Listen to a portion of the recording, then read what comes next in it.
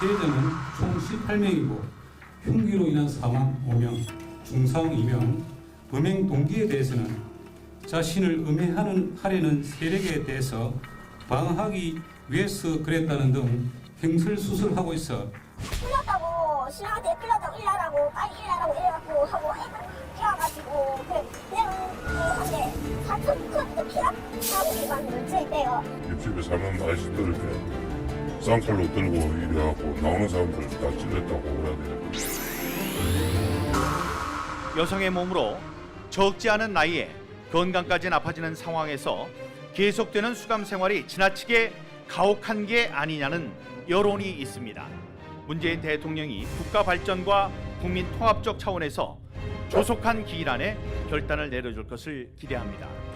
저는 대통령의 결단을 기대만 해서는 안 되고 대통령이 결단하지 않으면 안 되도록 당 차원의 적극적인 후속 행동이 필요하다 생각합니다.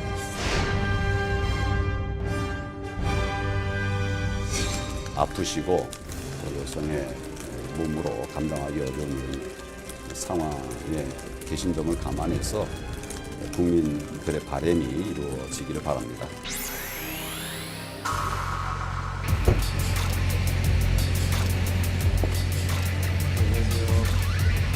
네, 있는 그대로 성실하게 조사 잘 받고 그러고 나오겠습니다. 기존의 입장처럼 마약 혐의 부인하십니까? 감사합니다. 네. 한마디만 해주시죠.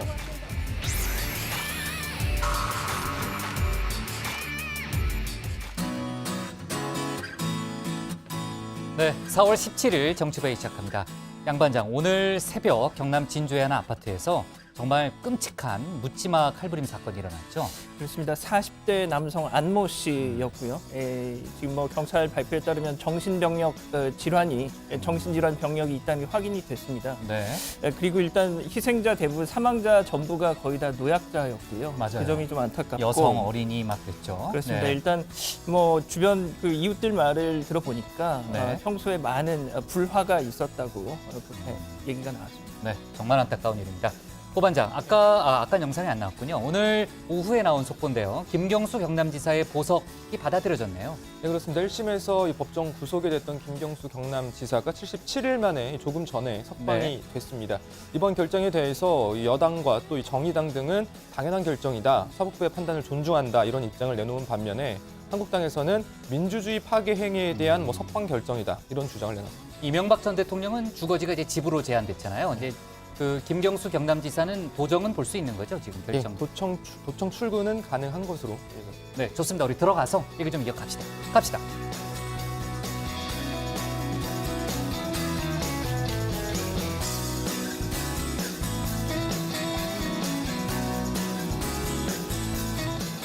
네, 한장들 자리에 앉았으면 정치부회를 시작하죠. 박근혜 전 대통령이 오늘부터 미결수에서 기결수로 신분이 바뀐다는 얘기를 했는데 그 첫날인 오늘 박 전 대통령 측이 검찰에 형 집행정지 신청을 했습니다. 조금 전에 이제 영상 정치권 발언 얘기도 좀 들어봤는데 변호사인 유영아 변호사는 박 전 대통령의 허리 디스크 증세가 심각해져서 불에 대인 것 같은 통증을 느끼고 있다 이런 발언을 했고요. 이와 별개로 황교안 한국당 대표도 오늘 박근혜 전 대통령의 석방을 공식적으로 주장하기도 했습니다. 지금 일각에서는 내년 총선을 앞두고 벌써부터 진영 싸움이 시작되는 거 아니냐 이런 관측도 있는데 자세한 얘기는 양 반장 발제 때 해보겠습니다. 김학의 전 법무차관 관련 의혹의 핵심 인물이죠. 건설업자 윤중천 씨가 오늘 전격 체포됐습니다. 사업 과정에서 벌인 수억 원대 사기 또 알선수재 등 혐의로 일단 알려졌는데요. 수사단은 윤 씨 주변 인물들을 광범위하게 조사하는 과정에서 개인 비리를 포착했습니다. 하지만 핵심 인물인 윤 씨의 신병을 확보한 만큼 자연스럽게 김학의 전 차관 관련된 뇌물 또 성범죄 관련 수사가 본격화될 거란 전망이 나오고 있습니다. 잠시 후에 최 반장 발제 때 이어서 얘기를 해보겠습니다. 그리고 국내 첫 영리병원으로 추진됐던 제주 녹지국제병원의 개설 허가가 결국 취소됐습니다. 지난해 12월 외국인 전용 조건부 허가 결정 이후 4개월여 만에 결국 취소가 됐는데요. 이번 결정으로 향후 소송전 또 일부 주민의 반발 파장이 예상되고요. 지금 이제 결정이 오락가락한 셈이잖아요. 그 과정에서 혼란을 키운 부분이 원희룡 제주지사의 정치적 입지에도 부정적 영향을 미칠 수 있다. 이런 관측도 있습니다. 자, 오늘 정치부회의는요. 먼저 최 반장 발제를 들어보면서 건설업자 윤중천 씨 체포 등 김학의 특별수사단 속보와 연예계 마약 수사 관련한 얘기부터 해보고요. 어제 발생한 파리 노트르담 대성당 화재 또 외교안보 속보를 이어서 짚어보겠습니다. 정치권 막말 논란과 박근혜 전 대통령 형 집행정지 신청, 또 오늘 보석으로 풀려난 김경수 경남지사 얘기도 해보겠습니다. 그럼 먼저 최종혁 반장의 발제부터 시작하겠습니다.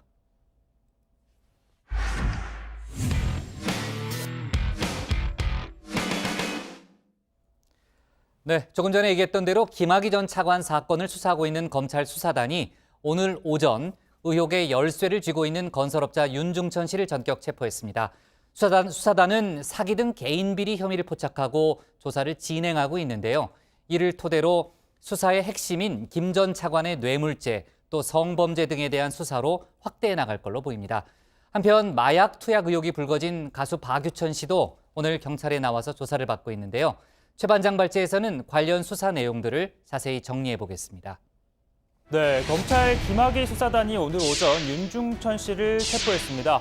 수사단은 사기와 알선수재 등 이 세 가지 혐의를 적용을 해서 윤 씨에 대한 체포영장을 발부받았는데요. 수사단은 과거 수사 자료와 주변 인물 등에 대한 조사 결과 이 건축과 관련한 사기 그리고 인허가 관련 알선수재 혐의를 포착했다고 밝혔습니다. 수사단은 우선 윤 씨의 개인 비리 혐의 등에 대해서 조사를 한 다음 수사의 본류라고 할 수 있는 김학의 전 차관 관련 의혹을 추궁할 것으로 보입니다. 금전거래 내역을 확인하는 과정에서 윤 씨와 김 전 차관 사이 뇌물 의혹에 대한 단서가 나올 수 있고요. 특히 윤 씨가 이른바 김학의 동영상을 직접 촬영한 인물로 꼽히고 또 수사단이 최근 성범죄 피해를 주장하는 여성에 대해서도 조사한 만큼 김 전 차관의 성범죄 의혹 조사로도 이어질 전망입니다.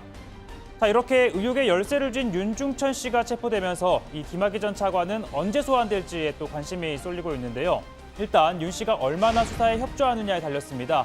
뇌물수수나 청탁에 대한 구체적인 정황이 확인되면 곧바로 김 전 차관 소환도 이뤄질 것으로 보입니다. 자, 한 방송과의 인터뷰에서 윤 씨는 김 전 차관이 검사장 승진이 어려울 것 같다라고 하소연을 하자 이 청와대 인사와 인연이 있는 지인을 통해 힘을 써주는 등 도움을 줬다고도 했습니다. 김 전 차관은 2007년 2월 검사장으로 승진을 했는데요.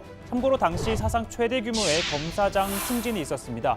자, 이때 검사장에 오른 인물 다음과 같은데요. 김학의, 김진태, 최동욱도 있었고요. 이인규 등 그리고 소병철, 길태긴 후배들도 함께 검사장으로 승진이 됐습니다. 하지만 선배 황교안은 2회 연속 고배를 마셨는데요. 그러다 보니까 이런 얘기까지 나왔습니다. 그 차관으로 올 때 황교안 법무부 장관이 반대했다는 소리를 들었습니다. 왜 반대를 했어요? 왜냐하면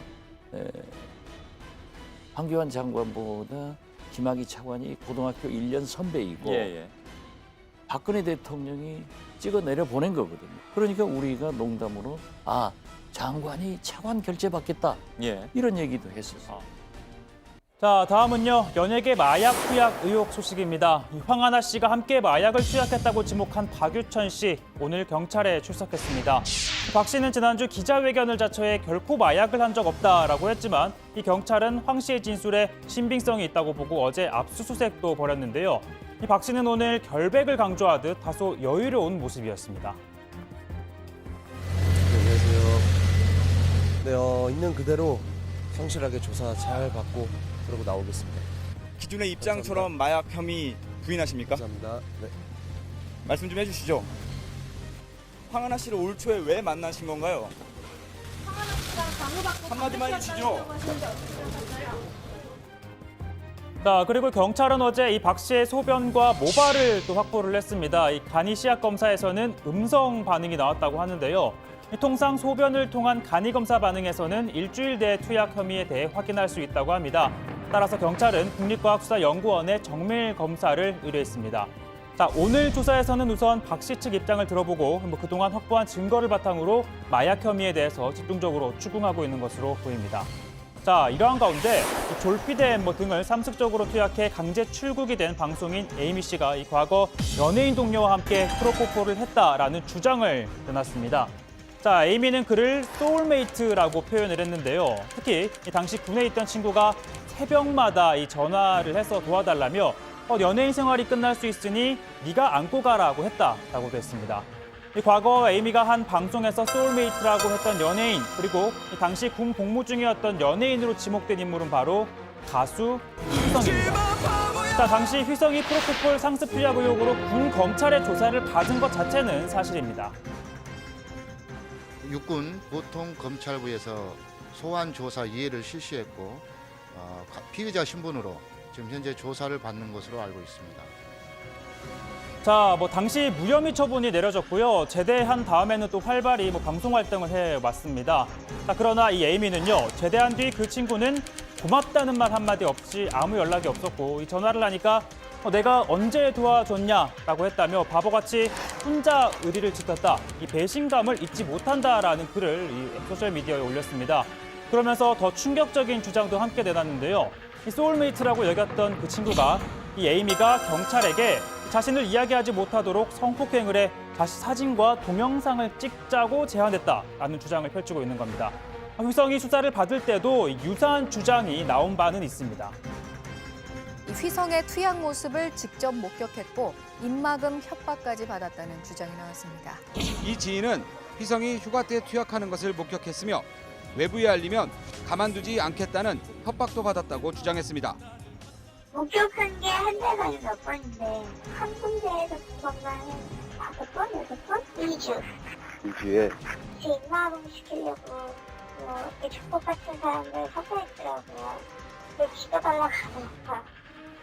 자, 물론 이번 에이미의 주장에 대한 신빙성은 또 따져봐야 할 부분이긴 합니다. 다만 이 휘성 측에서는 아직도 이렇다 할 입장은 공식 입장은 내놓지 않고 있는데요. 소속사도 자세한 상황은 파악 중이라는 입장을 밝혀왔습니다. 자, 오늘 발제 이렇게 정리하겠습니다. 김학이 열세진 윤중천 체포, 에이미 폭로 사실상 휘성 저격입니다. 네, 일단은 에이미 씨의 일방적인 주장이죠. 아까 이제 최 반장도 얘기했지만 이제 휘성 씨 같은 경우에는 군에서 일단 자체 조사를 또 했던 그런 사안인 만큼 저희가 예단을 할 수는 없는 사안입니다. 지금 소속사 측에서 사실관계를 알아보고 있다고 했으니까요. 관련한 속보가 좀 나올 걸로 보이고요. 일단 논란이 공식화된 만큼 이제 수사기관의 조사도 이어질 걸로 일단 보입니다. 자, 남양유업 창업주의 외손녀 황하나 씨와 함께 마약을 투약했다는 의혹을 받고 있는 가수 겸 배우도 하죠. 가수 겸 배우 박유천 씨가 오늘 경찰에 나와서 조사를 받고 있는데 고 반장, 일단은 피의자 신분인 거죠? 네, 그렇습니다. 검은색 양복 차림에 박 씨는 오늘 이 포토라인에 서서 있는 그대로 성실히 조사를 잘 받고 나오겠다고 말했습니다. 혐의를 부인하느냐, 또 이 황하나의 진술에 어떻게 생각을 하느냐 이런 질문에는 답을 하지 않고 곧바로 이 청사로 들어갔습니다. 박유천 씨는 지난주 기자회견을 자처해서 결코 마약을 한 적이 없다면서 결백을 주장하기도 했는데요. 경찰은 통신 수사 또 CCTV 분석 결과 이 황하나 씨 진술에 신빙성이 있다고 보고 박 씨를 일단 이 피의자 신분으로 전환을 했습니다. 그리고 어제 압수수색 등 강제 수사에 돌입한 겁니다. 네, 경찰은 우선 이 박유천 씨의 입장을 들어보고 그동안 확보한 증거를 바탕으로 해서 마약 투약 혐의에 대해서 추궁하고 있는 것으로 전해지고 있습니다. 박 씨는 지난 기자회견 때처럼 황 씨와 결별 후에도 만난 건 맞지만 마약 투약 혐의에 대해서는 전면 부인하고 있는 것으로 알려졌고요. 특히 어제 경찰은 박 씨의 소변과 모발을 확보했는데 소변을 통한 간이시약 검사에서는 음성 반응이 나왔습니다. 다만 간이시약 검사는 일주일 이내에 투약한 것에 대해서만 확인할 수 있기 때문에 경찰은 국가수의 정밀 검사를 의뢰한 상태입니다. 네, 국가수 검사가 나와봐야 할 것 같고요. 그야말로 바람잘 날이 없는 연예계다 이런 얘기가 나오는데 성관계 동영상을 불법으로 촬영하고 또 유포한 혐의로 구속됐죠. 가수 정준영 씨는 구속된 상태로 오늘 재판에 넘겨진 거죠? 그렇습니다. 서울중앙지검 성폭력범죄 특례법 위반 혐의로 구속 기소를 했습니다. 정준영 씨. 앞서 이 정 씨를 기소 의견으로 검찰에 송치한 경찰에 따르면 이 정준영 씨는 총 11개의 동영상을 불법으로 촬영을 했고 승리 씨 등이 속한 이 단톡방에 14차례 영상을 유포한 걸로 드러났죠. 자, 그리고 이 정준영 씨를 수사하는 과정에서 FT 아일랜드 출신 최종훈 씨, 가수 로이킴, 에디킴 이런 여러 명의 연예인들이 단체 대화방에 음란물을 유포한 혐의도 확인이 됐습니다. 경찰은 조만간 이들에 대해서도 기소 의견으로 검찰에 송치할 방침이고요. 또 이 가수 승리 씨의 불법 촬영물 유포 혐의에 대해서는 본인이 직접 이걸 촬영을 했는지 여부를 확인 중에 있습니다. 네, 승리 씨에 대해서는 지금 확인할 게 많기 때문에 횡령도 있고 성접대 의혹 뭐 조사도 있고요. 아마 시간이 조금 걸릴 것 같고 김학의 전 법무차관 얘기로 넘어가겠습니다. 지금 재수사를 진행하고 있는 검찰 수사단이 오늘 오전에 건설업자 윤중천 씨를 전격 체포했어요. 아까도 얘기했지만은 일단은 개인 비리 혐의를 포착한 거죠. 네, 김학의 사건 검찰 수사단이 어제 윤중천 씨에 대한 체포영장을 발부를 받았고요. 오늘 아침 서울 양재동에 있는 거주지 앞에서 윤 씨를 긴급 체포를 한 겁니다. 수사단 관계자는요, 혐의는 사기 등 3가지로 범죄 사실은 또 다수다라고 밝혔는데요. 최근 수사단은 윤 씨의 친척 그리고 동업자 등 주변 인물들에 대한 폭넓은 조사를 진행해 왔었고, 이 과정에서 윤 씨의 사기 또는 알선수재 등 혐의에 대한 증거를 확보한 것으로 보입니다. 수사단 관계자는 사기는 건축과 관련이 돼 있고 이 알선수재는 이 인허가 관련된 것이다라고 밝혔습니다. 또 윤 씨를 소환을 하지 않고 긴급 체포한 데 대해서는 이 윤 씨가 출석에 응하지 않을 우려가 있었다면서 이 형사소송법에 따라서 적법하게 체포영장을 발부받았다라고 밝혔습니다. 네, 원래 이제 법무부 과거사위원회는 2가지 사안에 대해서 수사 권고를 했잖아요. 이제 김학의 전 처관의 뇌물죄 관련 의혹하고 또 수사 방해, 그러니까 직권남용 부분인데 지금 직권남용 관련해서는 곽상도 한국당 의원이 피의자로 전환됐다는 얘기를 저희가 어제 했고요. 지금 김학의 전 차관의 뇌물죄 관련 수사, 당연히 이제 본격적으로 수사를 할 텐데 일단 윤중천 씨가 체포가 됐으니까 개인 비리부터 파고들겠지만요. 자연스럽게 이제 김학의 전 차관의 뇌물죄 부분으로 이어지겠죠.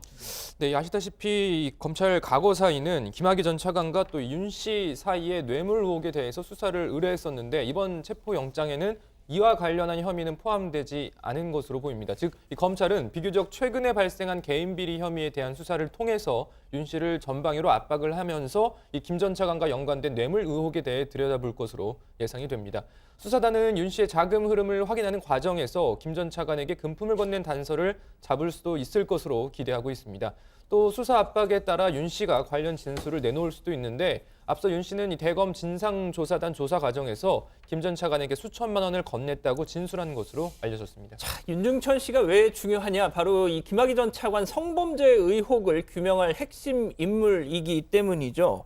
자, 그동안 여러 번의 수사 과정에서 이른바 김학의 동영상에 대해서 나는 아는 바 없다 이렇게 부인을 했지만 자, 관련자 증언에 따르면 이 윤중천 씨는 동영상을 직접 촬영을 하고 또 자신의 이 조카한테 시켜서 이 동영상 CD를 만든 당사자로 지금 지목이 돼 왔습니다. 최근 한 방송 인터뷰에서는 이 동영상 속 인물이 김 전 차관이 맞는 것 같다 또 이런 취지로 말하기도 했죠. 최근 이 성범죄 피해자라고 주장한 여성들이 이 수사단에 자진 출석을 해서 관련 자료를 제출하고 조사도 이루어졌는데 결국 수사단이 이 윤 씨를 체포를 하면서 전방위로 압박을 하면 이 의혹의 핵심인 성범죄 관련해서도 실체에 접근할 수 있다 이런 지적이 나오고 있습니다. 네, 지금 이제 양 반장이 얘기했던 대로 윤중천 씨는 김학의 전 차관 관련 의혹을 풀 핵심 인물이죠. 긴급 체포가 됐기 때문에 일단 48시간 내에서는 이제 신병을 확보해서 조사를 할 수 있습니다. 그러니까 모레 오전까지는 이제 윤중천 씨에 대해서 강도 높은 조사가 이어질 걸로 보고요.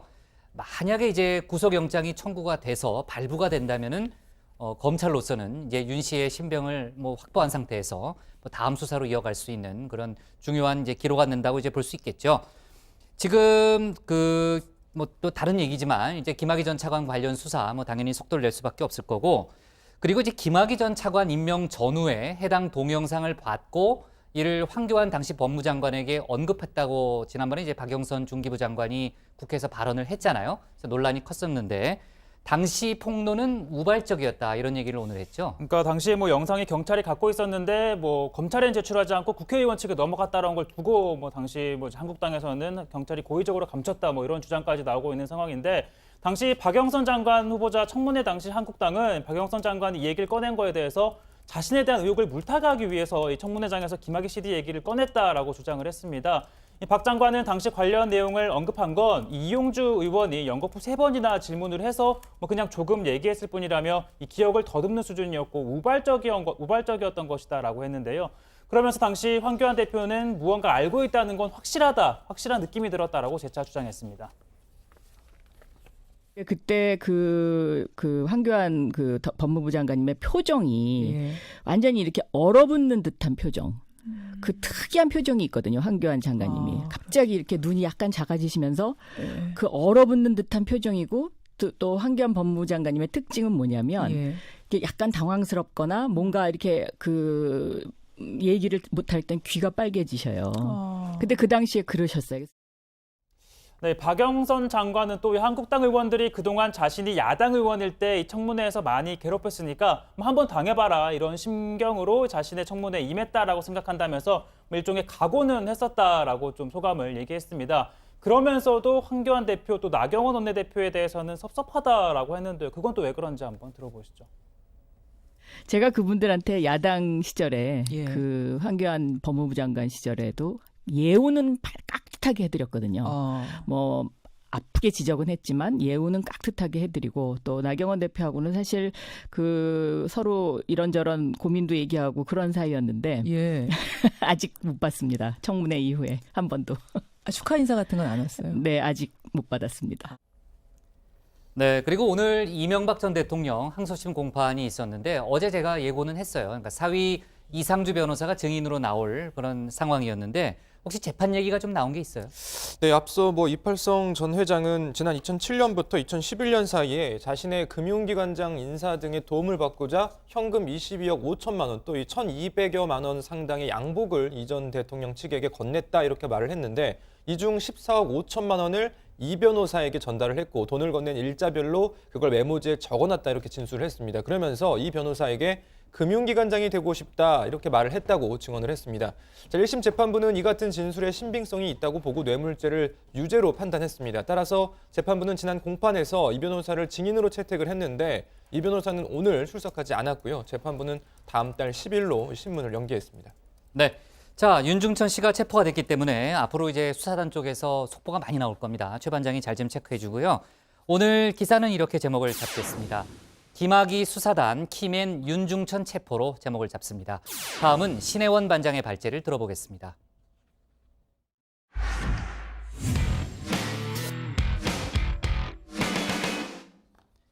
네, 어제 저희가 다뤘던 내용이지만요. 세계 문화유산이자 파리의 심장으로 불리는 노트르담 대성당에 화마가 덮쳤습니다.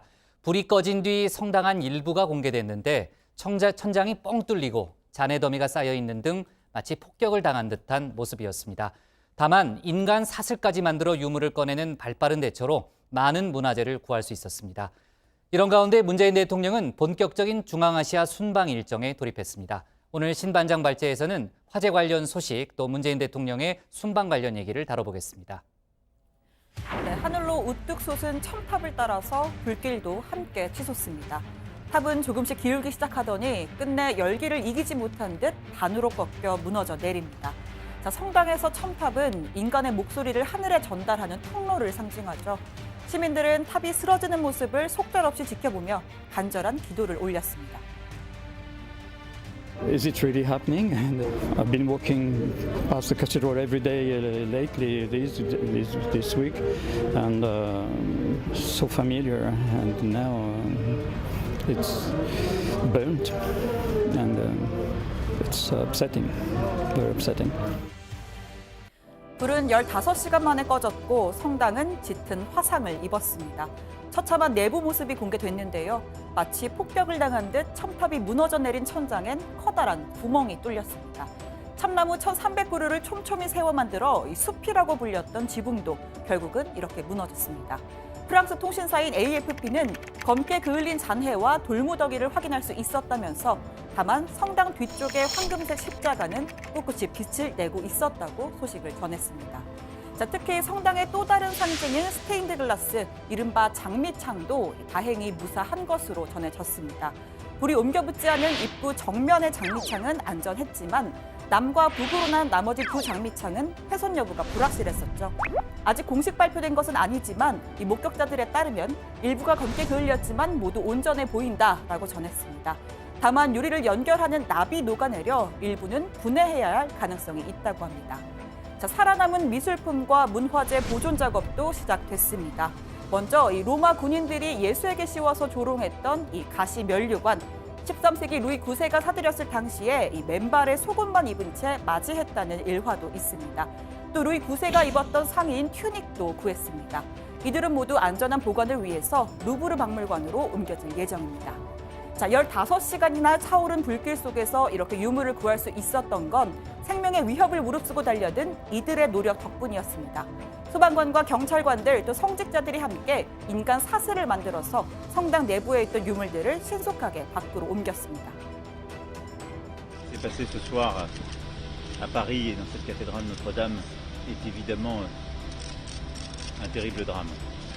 Et je veux avant toute chose avoir une pensée et des remerciements pour les sapeurs-pompiers de Paris. Près de 500 d'entre eux, depuis plusieurs heures, se sont battus contre les flammes et se battent encore, et le feront encore pendant des heures et des heures, et sans doute plusieurs jours. 특히 프랑스는 유물마다 번호를 매겨서 반출 우선순위를 정해놓는 이른바 이머전시 매뉴얼도 갖추고 있고요. 평소 문화재에 대한 이해가 높은 덕분에 피해를 최소화하는 진화 방식을 택할 수 있었다는 분석이 나옵니다. 자, 이번 화재로 2008년 숭례문 화재를 떠올리는 분들이 많은데요. 우리의 전통 목건축물은 이 지붕이 완전한 방수라서 밖에서 물을 뿌리는 건 소용이 없습니다. 기와를 걷던가 석가래에 구멍을 내던가 해서 불을 꺼야 했지만 당시엔 이를 알지 못해서 진화가 길어진 측면이 있습니다. 결코 소방관 개인의 잘못이라는 이야기가 아니고요. 문화재 화재 진압에 대한 제도적인 교육 또는 관계기관의 협력이 중요하다는 이야기입니다. 그쪽에 100여 명 이상의 파리시의 문화 관리하는 사람과 문화관리제청 사람들이 나와서 협동으로 어떻게 하면 문화재를 보호할 수 있을까를 의논하면서 이거 지도를 했거든요. 그래서 지금 모든 그때 내린 결론이 첨터과 지붕을 내어두고 다른 것을 지키자고 하는 쪽으로 의견을 같이 했던 것 같습니다. 그래서 이 사람들의 노력으로 지금 그 건물은 무너지지 않고 건물은 그대로 있고 문화재를 많이 보호했다고 평가하고 있습니다. 구조물 안전 진단과 함께 본격적인 화재 원인 조사에 착수했습니다. 프랑스 검찰은 첨탑 개보수 업체 근로자들을 상대로 조사를 벌이고 있는데요. 현재까지는 실화일 가능성에 무게가 실립니다. 자, 현재 프랑스는 정부와 노란조끼 시위대의 대치가 장기화되면서 상당히 혼란스러운 분위기입니다. 마크롱 대통령은 지금은 정치를 할 때가 아니라면서 노란조끼 시위대에 대한 대국민 담화를 연기했습니다. 대신 성당을 5년 내 재건하겠다면서 국민들의 단합을 호소했습니다. Nous rebâtirons la cathédrale Notre-Dame plus belle encore. Et je veux que cela soit achevé d'ici 5 années. Nous le pouvons. 자, 기부 행렬도 이어지고 있습니다. 소위 큰손들이 앞장서면서 화재 발생 하루 만에 약 7억 유로, 한화 9천억 원이 넘게 모였습니다. 프랑스 최고 갑부 중 한 명인 이 케링그룹의 앙리 피노 회장이 1억 유로, 약 1,280억 원으로 테이프를 끊었고요. 이 경쟁사인 루이비통 모에 헤네시의 아르노 회장도 뒤질 수 없다는 듯 2억 유로, 약 2,560억 원을 지원하겠다고 나섰습니다. 소액 모금 운동도 활발합니다. 한 민간재단은 개인들로부터 200만 유로, 26억 원을 모금했다고 밝혔고요. 해외에서도 이 기업 애플 등 각계의 도움이 쏟아지고 있습니다. 오늘 청와대 발제 정리하겠습니다. 마크롱 대통령 노트르담 5년 내 더 아름답게 재건할 것입니다. 네, 지금 제목대로 마크롱 대통령이 이제 5년 내에 재건하겠다고 했지만요. 전문가들은 복구에 시간이 좀 많이 걸릴 거로 본다면서요. 네, 마크롱이 프랑스 대통령은 TV 연설을 가졌었는데요. TV 연설을 통해서 노트르담 대성당을 더욱 아름답게 재건할 것이다. 그러면서 5년 내에 재건하겠다라는 입장을 밝혔습니다. 하지만 이 전문가들은 최소 10년에서 또 길게는 40년까지도 시간이 걸릴 것으로 내다보고 있는데요. 지금 첨탑이 붕괴가 됐고 소위 숲이라 불렸던 참나무 1,300그루로 세웠던 이 지붕이 무너진 상황입니다. 이 참나무 자재를 확보하는 데만 최소 20년이 걸릴 수 있다는 분석이 나오고 있습니다. 일각에서는 1992년이었던가요? 영국 윈저성 대화재가 났을 때 영국도 그때 5년 만에 복원에 실제 성공을 했습니다. 자, 그걸 의식해서 아시다시피 영국과 프랑스는 역사적으로 많은 이제 라이벌 의식을 갖고 있으니까요. 그래서 마크롱 대통령도 그래서 5년을 언급한 거 아니냐 이런 분석도 있더라고요. 또 한편으로는 워낙 요새 아시다시피 프랑스 사회가 시끄럽다 보니까 국민의 단합을 이끌어내기 위해서 목표를 좀 짧게 제시했다. 이런 해석도 있습니다. 실제로 마크롱 대통령 화재 당일날 이 노란조끼 시위대에 관해서 이 대국민 담화를 준비하고 있다가 소식을 듣고 부랴부랴 화재 현장으로 뛰어왔었는데 어제 TV 연설에서는 지금은 정치를 할 때가 아니다라면서 국민들 단합을 호소하기도 했습니다. 들어보시죠. Je crois très profondément qu'il nous revient de changer cette catastrophe en occasion de devenir tous ensemble, en ayant profondément réfléchi à ce que nous avons été et à ce que nous avons à être, devenir meilleurs que nous ne le sommes. Il nous revient de retrouver le fil de notre projet national, celui qui nous a fait, qui nous unit, un projet humain. 네. 자, 다행히 소방 당국 또 관계부처의 협업을 통해서 많은 문화재를 무사히 구해낼 수 있었고요. 그 매뉴얼이 잘 작동됐다 이런 얘기도 있더라고요. 그 무너진 첨탑 꼭대기에 있었던 그 청동 장식물을 극적으로 구했다면서요? 그렇습니다. 96m 첨탑 꼭대기에 설치돼서 파리 시내를 내려다보는 형상을 했던 수탁 조각상이 있었는데요. 첨탑이 무너지면서 사라진 것으로 알려졌다가 화재 진압 후에 폐허 더미를 뒤지던 자크 샤니 프랑스 건축연맹 대표에 의해서 극적으로 회수됐다고 합니다. 이 날개 등 전반적으로 온전한 모습이었다고 하는데 프랑스 문화부는 높은 곳에서 떨어지면서 일부 흠집이 발생한 것으로 보이지만 복원은 가능하다는 진단을 내렸다고 합니다. 지금 나오고 있는 저 조각인 것 같은데요. 그러네, 맞네요. 네. 또 이 성당의 이 기념비적 유물 가운데 하나죠. 이 마스터 오르간도 다행히 이번 화재로 큰 손상은 입지 않은 것으로 알려졌습니다. 네. 자, 조사가 진행 중이죠. 뭐 더 조사를 해봐야 정확한 원인을 알겠지만은 일단 프랑스 당국은 화재 원인을 실화로 보고 있습니다. 그러니까 방화라든지 테러 쪽으로는 생각을 안 하는 그런 분위기인데 지금 워낙 이번 사건이 크다 보니까 일부에서는 음모론을 또 주장하고 있다고 한다면서요. 네, 지금 화재 원인을 파리 검찰이 조사를 하고 있는데 지금까지는 방화로 볼 만한 정황을 발견하지 못했다라고 밝혔습니다. 그런데 SNS와 일부 극우 성향 음모론 사이트 또 유튜브를 통해서 이 정체불명의 가짜뉴스 또 음모론이 퍼지고 있는데요. CNN이 운영하는 것처럼 가장을 한 이 트위터 가짜 계정에 노트르담 화재는 테러리즘에 의해서 초래된 사건이다라는 주장이 돌아다니기도 했습니다. CNN이 직접 항의를 하자 그때서야 이 트위터 측은 해당 계정을 삭제를 했고요. 또 이 방송 인터뷰에서 근거 없는 추측으로 화재 원인을 설명하는 인터뷰를 진행자가 저지하는 사례도 있었습니다. 미국 폭스뉴스 인터뷰 도중 한 프랑스 인사가 이건 프랑스판 9.11 테러다라고 주장을 하자 앵커가 아무런 근거 없는 주장이라면서 연결을 끊어버리는 일도 있었습니다. 들어보시죠. Everybody's really under shock now in France. Even if nobody died, I mean, it's like a 9/11. It's a French 9/11, you know, and it's a big shock. I mean, this church was there for more than 850 years. Even the Nazis didn't dare to destroy it. Sir, we're not going to speculate here of the cause of something which we don't know. If you have observations or you know something, we would love to hear it. 자, 문재인 대통령 순방 소식도 다뤄보겠습니다. 오늘부터 이제 본격적인 중앙아시아 순방이 시작됐고요. 3개국을 지금 가는 거잖아요. 첫 나라가 투르크메니스탄이죠. 네, 뭐 아시다시피 투르크메니스탄 천연가스, 석유 배장량이 풍부한 자원 부국입니다. 맞아요. 문재인 대통령이 조금 전 이 베르디 무하메도프 대통령과 정상회담을 가졌고요. 이후 우리 기업이 건설한 가스 화학 플랜트 현장을 찾아갈 예정입니다. 이 청와대는 투르크메니스탄이 중국, 인도, 유럽을 연결하는 지정학적 이점을 가진 만큼 이 양국 협력 관계를 통해서 이 교통과 물류 분야를 다변화할 수 있다라고 밝혔습니다.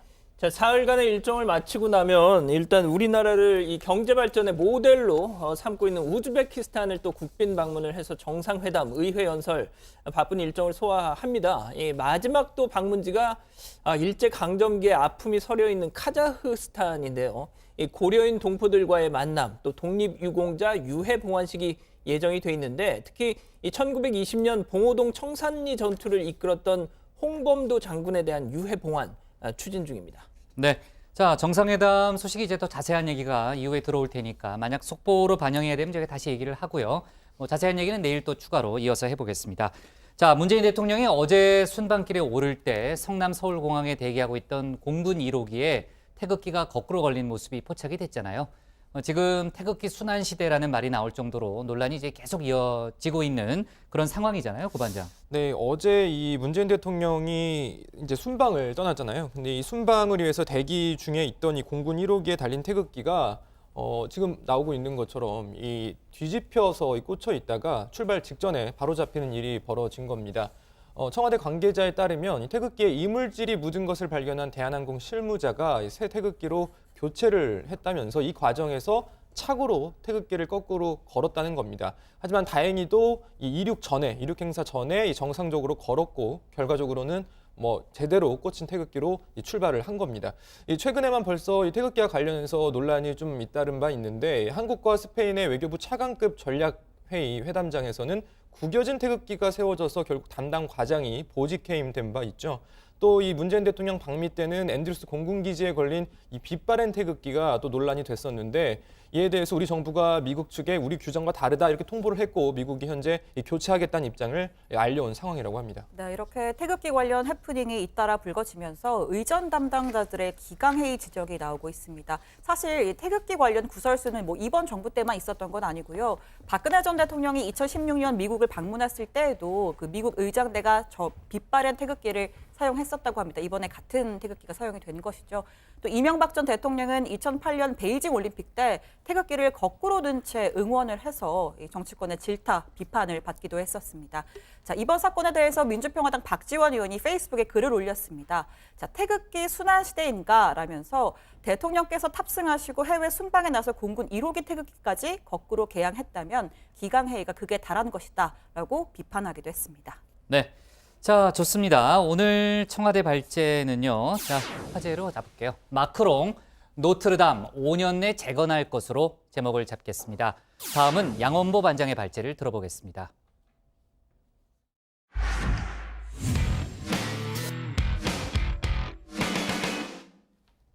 네, 어제 저희가 속보로 다뤘지만요. 자유한국당 전현직 의원들의 세월호 유가족 폄훼 막말 파문, 5.18 망언 때만큼이나 분위기가 심상치 않습니다. 당사자들이 서둘러 사과를 하긴 했지만 여론은 쉽게 가라앉고 있지 않기 때문이죠.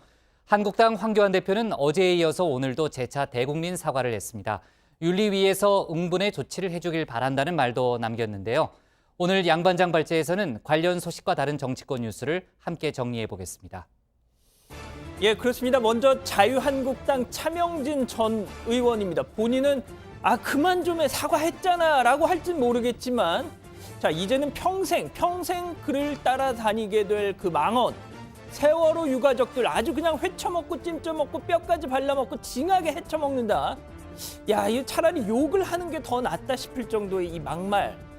자, 서울대 정치학과 이 79학번 동기들마저 인간 차명진을 포기하게 만들었습니다. 서울대 정치학과 79학번 이 단톡방이 공개가 됐는데요. 바로 이 차명진 전 의원이 있던 단톡방이었는데 어제 그 막말 파문 나고서 사달이 났습니다. 이렇게 말이죠. 차명진이 나쁜 새끼야. 너 도대체 언제 정신 차릴래? 어? 차명진님이 나갔습니다. 어라? 나가. 차명진님을 초대했습니다. 이 새끼 어딜 도망가? 차명진님이 나갔습니다.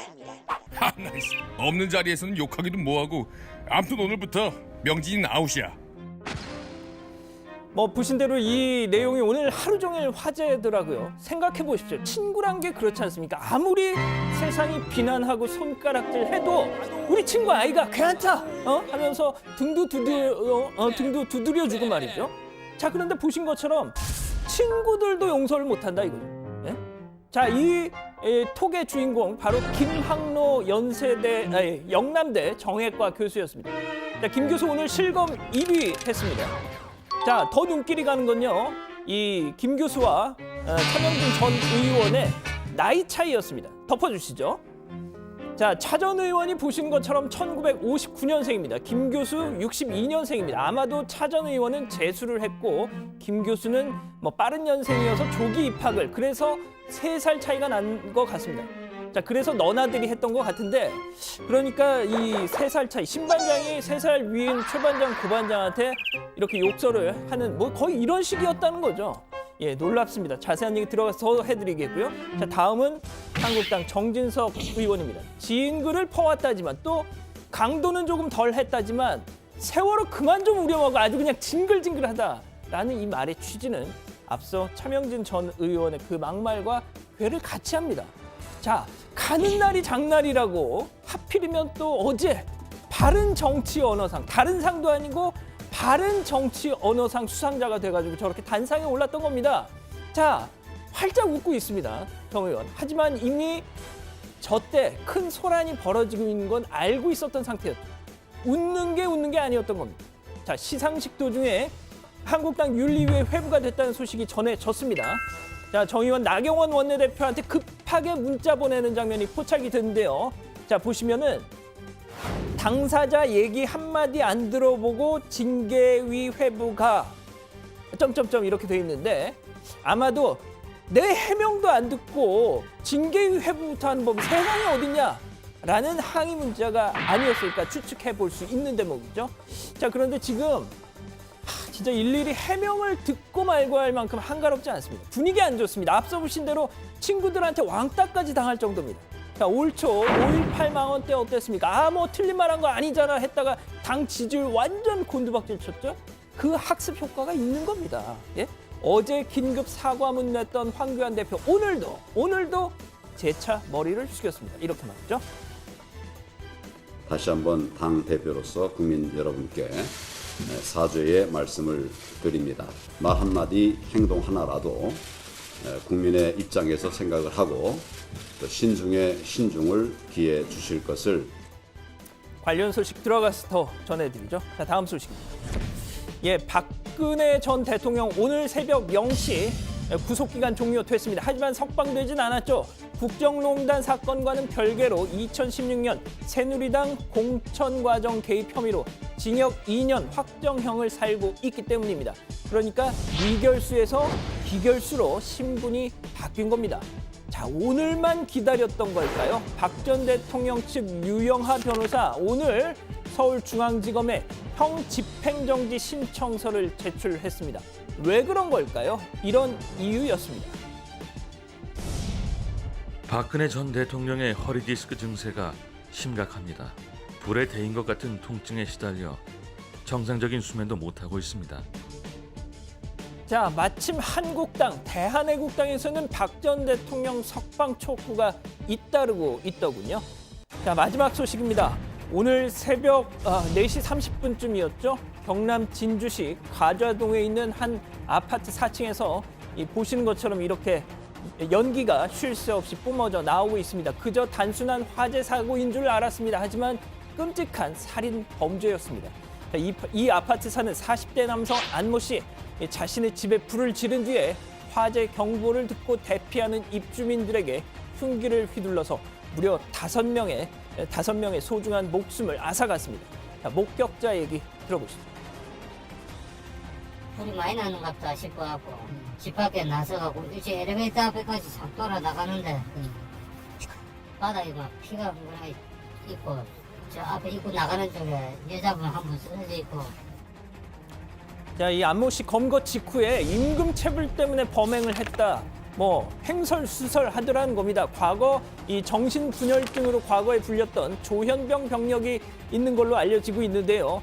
자, 그런데 전문가들 얘기는 다릅니다. 그건 형량을 적게 받기 위한 연기일 수 있다 이런 것이죠. 하지만 이 범행 수법만 보더라도 이게 완벽한 계획범죄, 지능범죄로 보입니다. 마치 토끼몰이를 하듯이 아파트에 불을 피우고 그 불을 피해서 대피하는 사람들을 주요 길목에서 기다린 채 한 사람씩 살해를 하는 전형적인 대량살인, 다중살인 수법을 썼다는 것이죠. 특히나 이 범죄가 지능적이라고 할 수 있는 건 사망자 전부 범인보다 약한 노약자였다는 겁니다. 아무리 조현병 병력이 있다 한들 자신에게 혹여 위해를 가할 수 있는 존재인지 아닌지 정도는 판단을 하면서 이 살상 행위를 저질렀다는 얘기인 거죠. 자, 오늘 준비한 소식은 여기까지입니다. 네, 진주 아파트 살인 사건 소식은 잠시 뒤에 얘기해 보는 걸로 하고요. 한국당 세월호 막말 파문부터 짚어보겠습니다. 앞서 양 반장이 이제 발췌해서 소개했지만 오늘 서울대 정치학과 7구학번들의 단톡방 하루 종일 화제였어요. 그 단톡방 스크린샷을 공개한 사람이 한국일보 편집인이잖아요. 이영성 편집인인데 그 편집인 한국일보 편집인 이영성 편집인에 따르면은 김학로 교수가 평소에 굉장히 점잖은 사람이었다는 거잖아요. 네, 뭐 동기들 사이에 제가 그렇게 불리고 있거든요. 평소에 되게 점잖은 사람이다. 뭐 그런 것처럼 이 김학로 교수가 상당히 점잖은 동기 중에 한 명이었다라는 건데 그 김학로 교수가 이런 말도 했다는 겁니다. 이 군부 독재에 저항하던 명진이가 어쩌다가 이 지경이 됐는지 모르겠다라고 했다는 건데요. 말 그대로 뭐 아시다시피 이 차명진 전 의원 89년도 이 인천 지역 민주노동자연맹 재건 사건에 연루돼서 고 노회찬 전 의원과 함께 구속되는 등 소위 반독재 노동운동을 했던 인물입니다. 그러다 뭐 김문수 전 경기지사와 가까워졌었는데요. 뭐 어쨌든 나중에 김 전 지사를 따라 정치적인 전향을 한 셈인데요. 자, 그런데 보신 대로 단톡방에서 김학로 교수가 정신 차려라 이렇게 욕을 하니까 대꾸를 않고 그냥 나가버린 겁니다. 그러자 김 교수가 다시 초대를 해서 또 나무랐는데 이런 걸 흔히 뭐 개미지옥이라고 하던데 어쨌든 정말 보기 드문 광경이 펼쳐지더라고요. 네, 정말 저를 포함해서 반장들 모두가 어이가 없다는 그런 표정이었고요. 개미지옥이 무슨 말이에요, 신 반장? 그러니까 나가면 부르고 나가면 부르고 네. 해서 한 번 들어가면 절대 빠져나올 수 없는 뭐 그런 친구들끼리 단톡방을 그냥 흔히들 뭐 개미지옥방이다 이렇게 부르더라고요. 그래요? 네. 저는 처음 알았네. 알고 있었어요, 다들? 저는 알고 있었어요. 그래요? 국장은 반장도 모르는데. 알고 있었어요? 당연히 알고 그래요? 있어요. 네. 알았습니다. 자, 어쨌든 김 교수가 오늘부터 명진이는 아웃이다 이렇게 얘기를 하니까 이제 다른 동기가 걔는 원래부터 아웃이었다 이렇게 맞장 붙이는 그런 내용도 뒤에 있었죠? 네, 뒤에 그런 내용도 좀 있고 뿐만 아니고 이 차명진 전 의원과 친분이 있는 노영희 변호사가 오늘 TBS의 라디오에 출연해서 차 전 의원의 근황을 소개했는데요. 이 세월호 유족들이 차 전 의원에게 법적 대응을 예고했지 않습니까? 그래서 이 노영희 변호사가 차 전 의원에게 전화를 해서 그러다가 큰일 난다, 손해배상하다가 망할 수도 있다 이렇게 우려를 전했더니 차 전 의원 전교조 문제로 홍역을 치렀는데 이번 일까지 생겨서 와이프와 냉전 상태다라는 이야기까지 또 했다고 하더라고요. 네. 기억이 납니다. 차 전 의원이 전에 이제 전교조 문제가 있었죠. 그때. 네, 그렇습니다. 이 과거 이 정교조 소속 교사들의 이 명단을 공개했다가 소송을 당해서 손해배상금을 물었던 적이 있었는데 그게 2015년이었습니다. 당시에 이 차 전 의원이 한 9천만 원 정도 배상을 했다고 하는데요. 이 차 전 의원이 살림이 넉넉지 않다고 합니다. 이걸 내려고 살던 집을 팔면서 부인에게 많은 원망을 들었는데 이번 발언으로 또다시 소송을 당해서 이 민사상 배상을 해야 하거나 또 만약에 이렇게 된다면 경제적으로 더욱 어려워질 수도 있다는 거죠. 어쨌든 노영희 변호사에 따르면 처음 SNS에 글을 올릴 때는 확신범이었던 것 같은데 돈 문제가 엮이면서 마음이 바뀐 것 같다 이렇게 전하기도 했습니다. 네. 자, 또 다른 논란의 당사자죠. 정진석 현 의원입니다. 오늘 사과를 했어요. 어제만 하더라도 정치권을 향한 일침이었다. 읽어보면 무슨 얘기인지 다 알 거 아니냐 이렇게 얘기하면서 좀 활짝 웃는 그런 모습도 포착이 됐는데 하루 만에 고개를 완전히 숙였네요. 그렇습니다. 오늘 SNS에 이 사과문을 올렸습니다. 친구가 보내준 짧은 글을 무심코 올렸다. 제가 생각이 짧았다. 세월호 유가족들의 마음을 아프게 할 생각 전혀 없었다 했습니다. 자, 하지만 차 전 의원이나 정 의원이나 이제 어제 곧바로 당 윤리위에 회부가 됐죠. 하지만 이 5.18 망언 당사자들 징계 문제가 한국당 윤리위에 2달째 사실상 공전인 걸 보면 글쎄요, 잘은 모르겠지만 일각에서는 일단 불부터 끄자는 거 아니냐 이런 지적도 나옵니다. 일단 오는 19일 당 윤리위를 소집을 해서 5.18 망언 당사자들과 일괄 처리를 하겠다는 입장입니다. 하지만 민주당과 다른 야당에선 제명을 하라 이런 요구를 하고 있습니다. 네, 지금 이제 황교안 한국당 대표 같은 경우는 어제 오늘 연속으로 이제 사과의 입장을 내놨는데 또 응분의 조치를 하겠다 이런 또 강도 높은 그런 얘기도 하고 있잖아요. 근데 당내에서는 또 다른 목소리도 있다면서요, 제 반장? 네, 오늘 최고위 중진연석회의에 나온 홍문종 의원이 그런 얘기를 한 겁니다. 이미 전쟁은 시작됐다라면서 이 문제 발언 당사자들을 당이 적극적으로 감싸야 한다 요청을 했는데요. 한번 들어보시죠. 좌파 언론이나 어용 시민단체가 우리를 얼마나 괴롭히고 힘들게 할까 하는 것들이 앞으로 눈에 뻔히 보이는데 이 일에 관해서 당 지도부가 적극적으로 보호하고. 네, 지금 발언한 홍문종 의원이요. 박근혜 전 대통령 구속기간 만료에 대해서도 한마디 한 게 있죠? 네, 박근혜 전 대통령이 오늘 0시부터 이 기결수 신분으로 바뀌었잖아요. 그거 관련해서 홍 의원, 박 전 대통령이 기결수 신분으로 바뀐 상태에서 당이 가만히 있는 건 정치도 이상 말이 안 된다. 이 내년 총선에서 좋은 성적을 낼 수도 없다라면서 이 당 차원의 석방 노력을 촉구하기도 했는데요. 이것도 한번 들어보시죠. 내년 선거에서도 좋은 성적을 낼 수 없다. 저는 그렇게 생각합니다. 대통령이 결단하지 않으면 안 되도록 당 차원의 적극적인 후속 행동이 필요하다 생각합니다. 네. 자, 진주 아파트 방화 살인 사건 속보를 조금 더 이야기를 해보겠습니다. 지금 피의자 안모 씨가 임금 체불 때문이다. 또 나를 음해하는 세력에 방어하려고 했다. 이렇게 횡설수설하고 있다는 게 경찰의 설명이고 경찰이 오후에 브리핑을 했습니다. 지금 정신병력은 확인이 된 거예요? 네, 확인이 됐습니다. 안 씨가 2010년 폭력행위 등 처벌에 관한 법률 위반 혐의로 재판에 넘겨진 적이 있었는데 당시에 편집형 정신분열증이라는 병명으로 보호관찰형을 받았다고 합니다.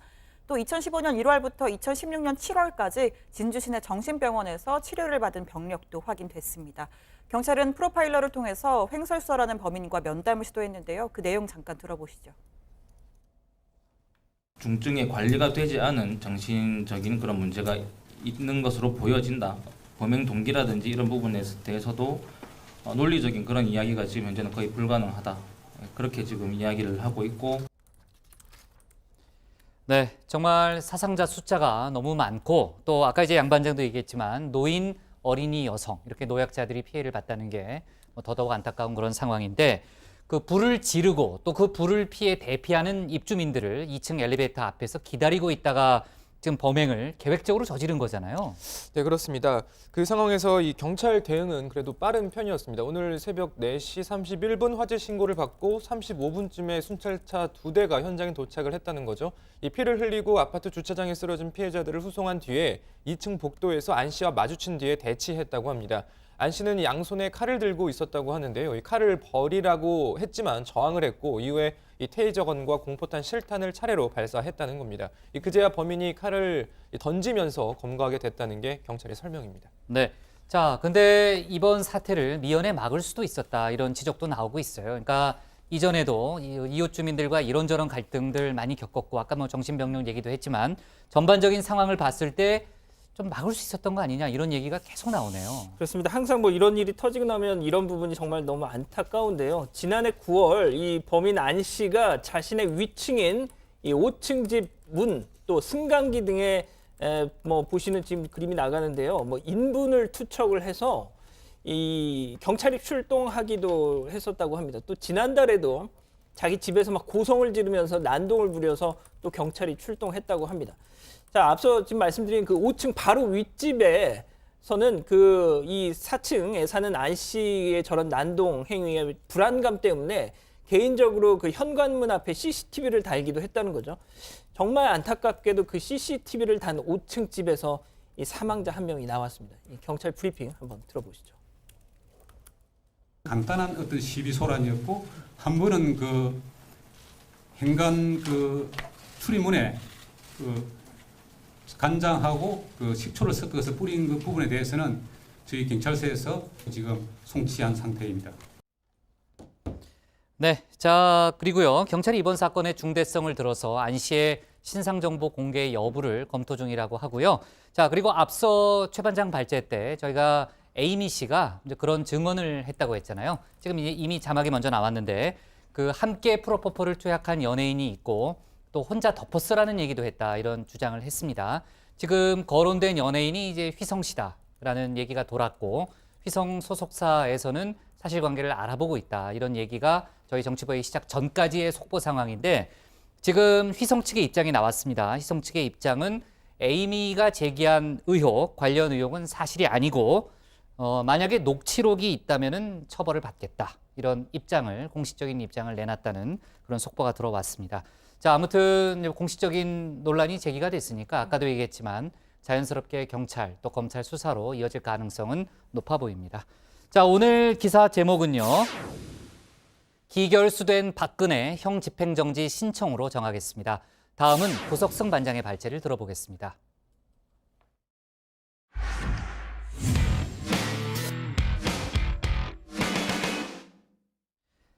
장관 후보자 인사청문회부터 이미선 헌법재판관 후보자 논란까지 한 달 가까이 여야 간의 인사검증 부실 공방이 계속되고 있습니다. 여야 대치로 국회는 사실상 개점 휴업 상태를 면하지 못하고 있죠. 문재인 대통령은 어제 중앙아시아 순방을 떠나기에 앞서서 여야정 협의체 가동을 통한 현안 논의를 여당 측에 주문하기도 했습니다. 오늘 고반장 발제에서는 국회 상황을 자세하게 짚어보겠습니다.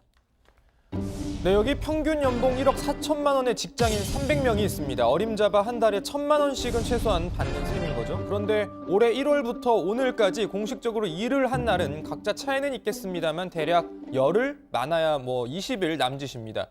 남들 일주일에 하루 또는 이틀 쉴 때 이분들은 일주일에 하루 또는 이틀 일한 꼴입니다. 자, 이 정도면 정말 꿀알바, 신이 내린 직장 이런 표현도 모자랄 정도입니다. 자, 이쯤 하면 누구 말하는 건지 아실 겁니다. 바로 국회의원입니다. 공식적으로 일한 날, 이 회의 출석일 기준으로 말씀드렸는데 사실 이 국회의원 업무가 국회 본회의나 상임위 출석하고 하는 게 전부는 아닙니다. 지역구도 두루 다녀야 하고 그 외에 필요하면 출장도 가야 하고 전문가, 공무원들 만나서 정책 협의도 해야 하고 일 많죠. 자, 그래도 본업은 국회에서 토론하고 또 법 만들고 하는 겁니다.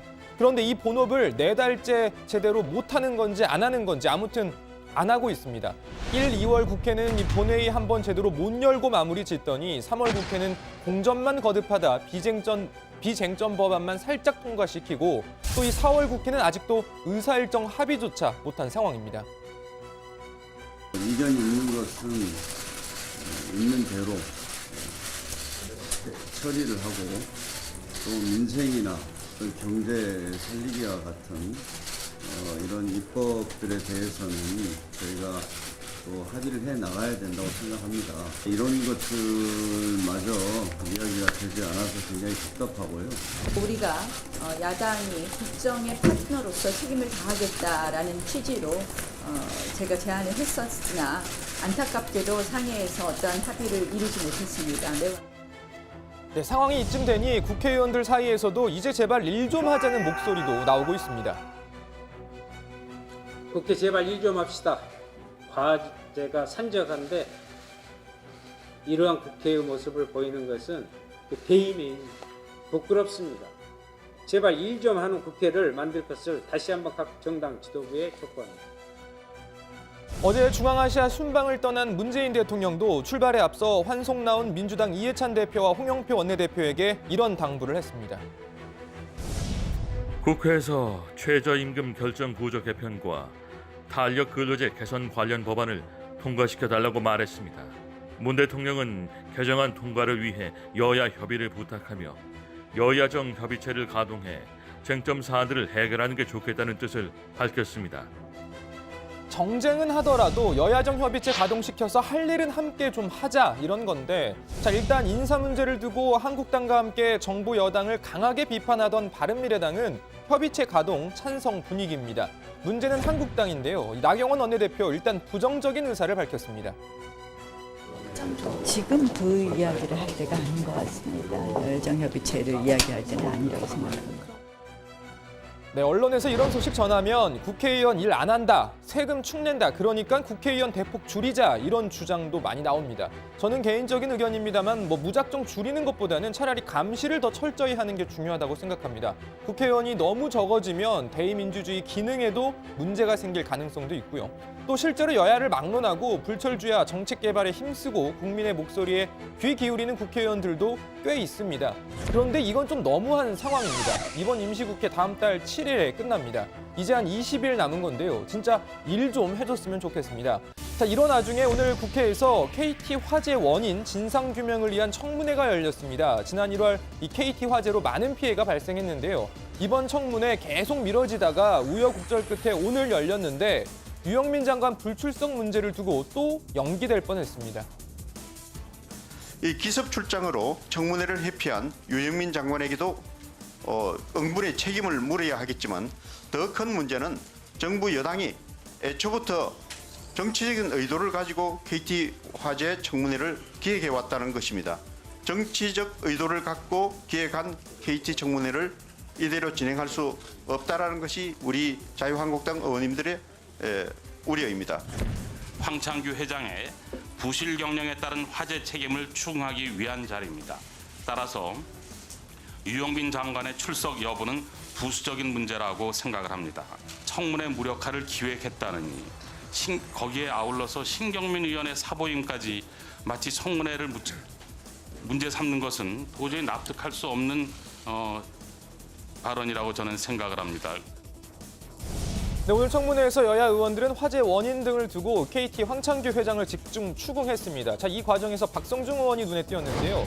참고로 박성중 의원은 지난해 국정감사 때 인공지능 로봇과의 탁월한 소통 능력을 이렇게 보여준 바 있습니다. 헤이 클로이, 헤이 클로이, 내가 사투리를 쓰니까 서울 분위기는 못 알아듣는 거야. 그럼요.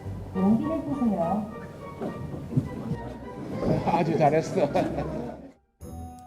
네, 오늘 청문회에서는 주로 데이터 양을 측정하는 단위죠. 기가바이트. 그중에서도 이 5기가를 강조했습니다. 5기가 상용화 경험을 공유해서 국격을 제고하겠다. 이런 차원으로 해서 이번 3개국 순방에 유영민 장관을 포함시켰습니다. 유영민 장관 5기가 상용화에 얼마나 전문가입니까? 그보다 더 전문가 많습니다.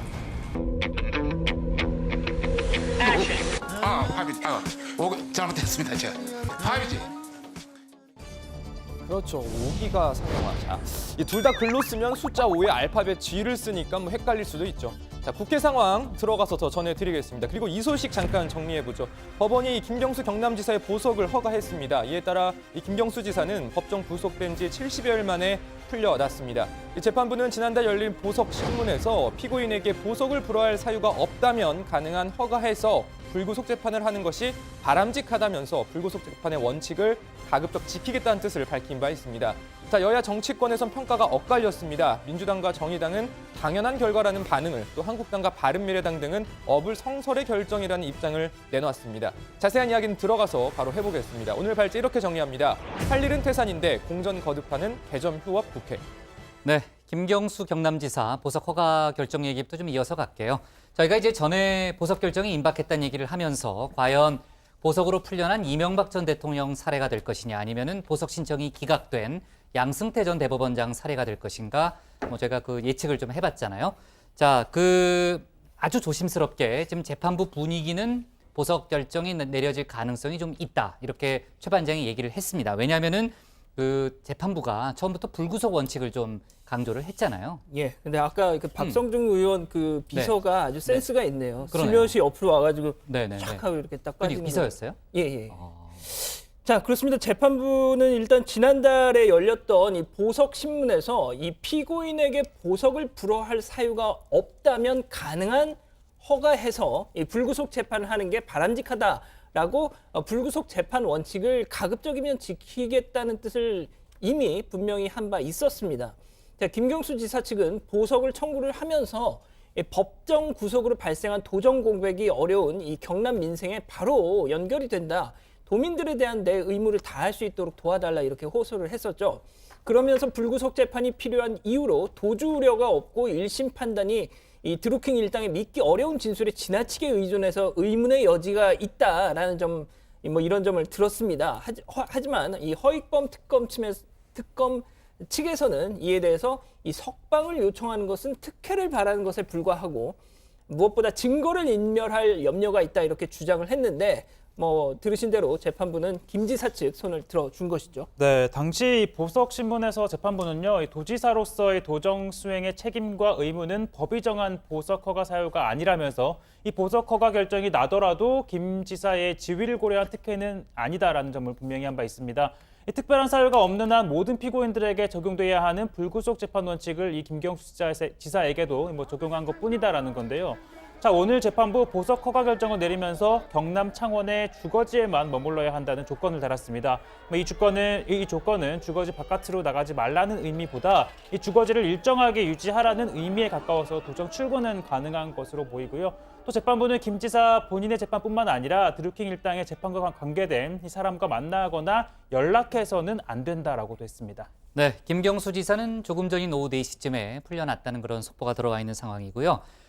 관련해서 여야 정치권에서는 평가가, 아까 이제 누구죠? 고 반장이 얘기했지만 평가가 극명하게 좀 엇갈리고 있는데, 민주당에서는 당연하다는 입장인 거죠? 네, 이재정 대변인이 논평을 냈습니다. 형사소송법의 대원칙과 관련 법 조항에 따라 보석 결정을 내린 법원의 현명한 판단을 존중한다고 밝혔습니다. 그러면서 경남 도정의 조속한 정상화와 경남 경제의 활력을 위해 거당적 노력과 지원을 아낌없이 해나갈 것이다.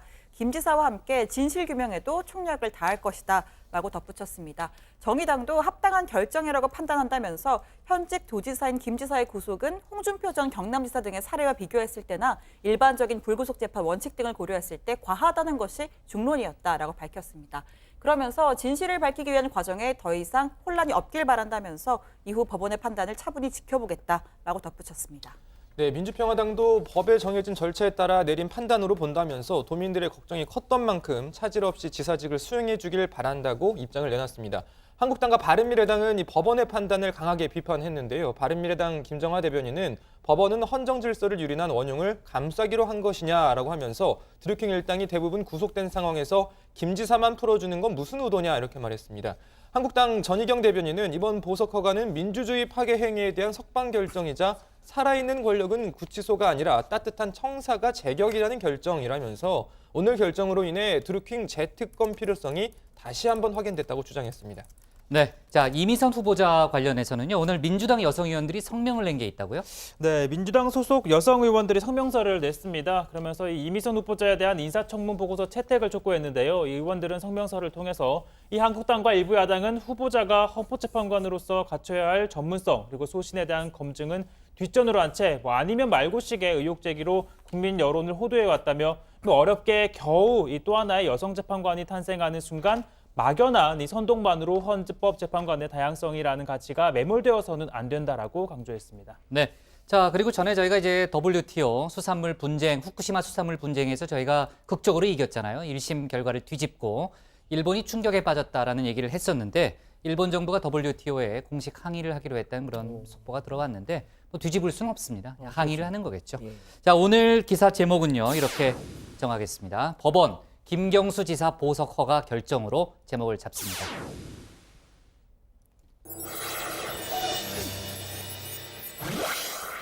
네, 응답하라 다정의 시간이고요. 팀반장 괜찮아요? 지금 기침 한번 하던데 괜찮아요? 어떤 의견들이 들어왔어요? 네, 의견 전해드리겠습니다. 어제는 이 차명진 전 의원의 세월호 막말 관련 비판 의견들이 많았습니다.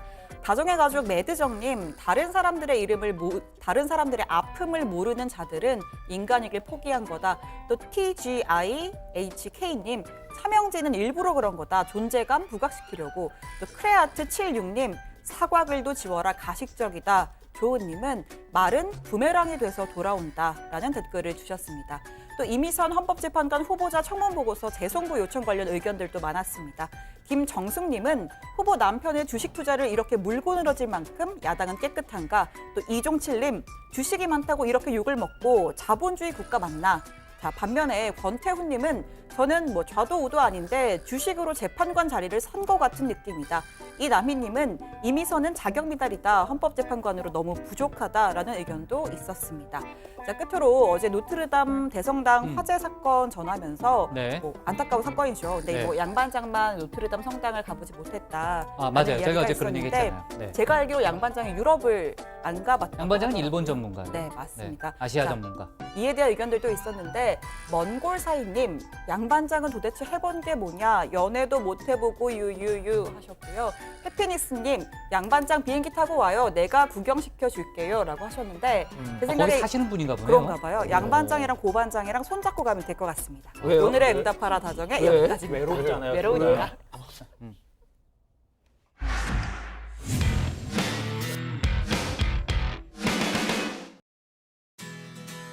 네, 미리 보는 내일 복국장의 60초 리뷰 시작합니다. 내일은 문재인 대통령이 국회에 인사청문 보고서 재송부를 요청하면서 그 시한으로 정한 날입니다. 자유한국당 등 야당이 협조할 분위기는 전혀 아니죠. 현재 상황이라면 문 대통령은 모레 전자결제를 통해 문영배 이미선 헌재 재판관을 임명할 가능성이 큽니다. 4.3 재보궐선거 참패 이후 손학규 대표의 거취를 놓고 당내 갈등이 심각한 바른미래당이 내일 의총을 열고 여러 현안을 논의합니다. 관련 내용 회의 때 소개하겠습니다. 민주당과 정부, 그러니까 당정이 내일 국회에 제출할 추경안에 대해서 논의합니다. 내일 협의에서는 추경의 규모보다는 추경안에 담길 내용이 주로 논의될 걸로 보입니다. 또 한국은행은 내일 수정 경제 전망을 발표할 계획인데요. 기존 성장 전망치인 2.6%를 유지할지에 관심이 모아집니다. 황교안 자유한국당 대표의 경기장 유세 때문에 제재금 2천만 원의 징계를 받은 경남FC가 최근 재심을 청구했죠. 내일 오후 프로축구연맹 이사회에서 관련 내용이 논의됩니다. 오늘 저희 회의 내용에 대해서요. 의견이나 궁금한 점 댓글로 남겨주시면 응답하라 다정의 코너에서 소개하겠습니다. 저희는 내일 오후 5시 10분에 다시 찾아뵙겠습니다. 네. 근데 왜 둘이 왜 같이 간다는 거예요? 아니, 궁금해가지고 아까 계속 물어보려고 그러는데 왜 같이 가라는 얘기예요? 별로 안 친한데.